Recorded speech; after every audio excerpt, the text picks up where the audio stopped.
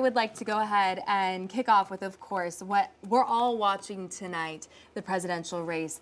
Which issue is what you think is motivating voters to go to the polls across America? If you could pick one issue, what do you think it would be for voters? I think the one constant we've seen in the polling up to today has been the economy.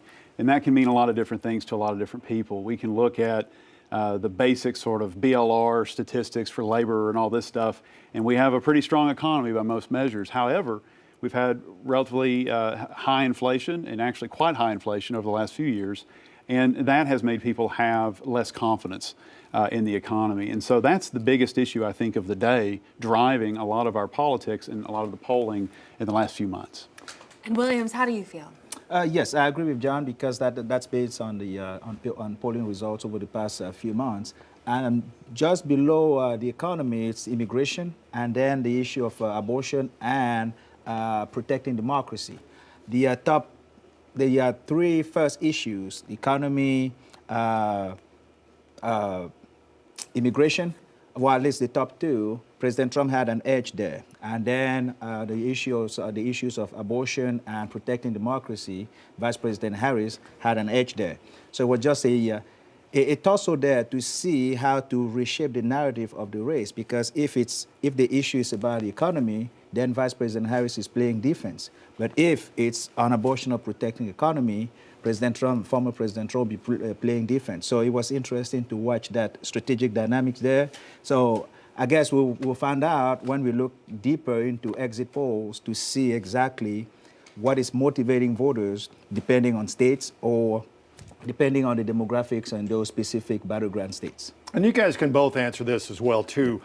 How do those issues translate into local voters, local races, especially when it comes to those races for the Arkansas House and Senate? So I think we're in an era right now of really strong partisanship. And so that leads me to believe that we're less likely to see what we call split ticket voting. And split ticket voting is what Arkansans did for decades, where they might favor a Ronald Reagan presidential candidate and then a Dale Bumpers Senate candidate or re-election candidate in the 1980s, 1990s with also and Bush as well in the 2000s.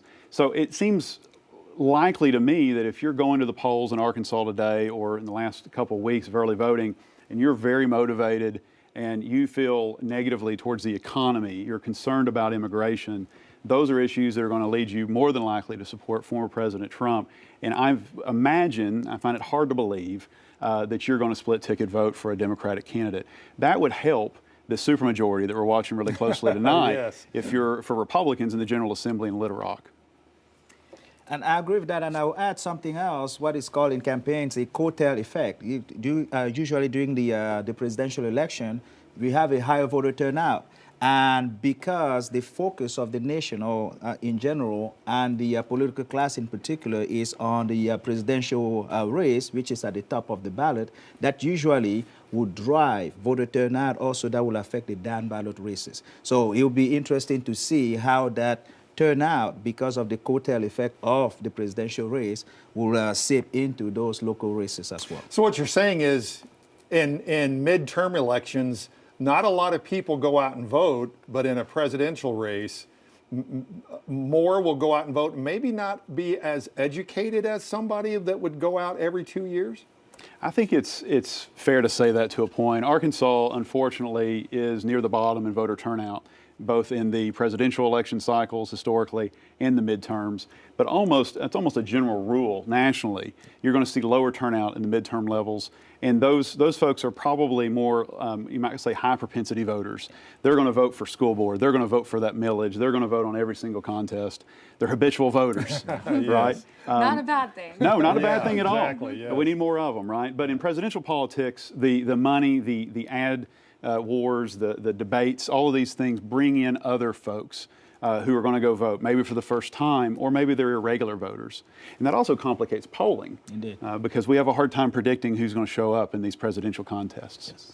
Yes, I totally agree. And also one thing to point out is that specifically, since Darren asked about the race here in Arkansas, it's how much of the fact that, well, at the presidential level, we know that Arkansas is a red state. How much of that can somewhat depressed voter turnout because there's nothing at stake here at the presidential level. I don't mean that in terms of actually trying to depress the vote myself, but just to say that because we know it's a red state, would that necessarily cause some voters to say, well, there's no stake there?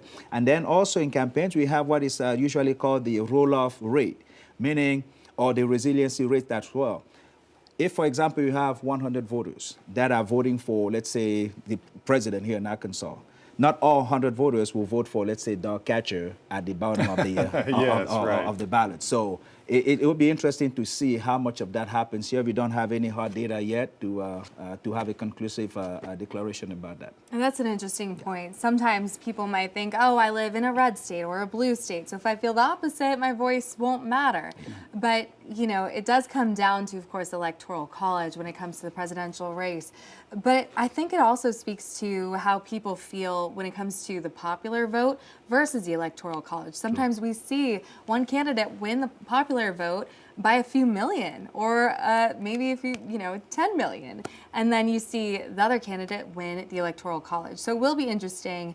And we see that every voice, every vote does matter. And of course, you don't just go for the presidential election, you are voting on the local issues as well. Exactly. Indeed. Absolutely.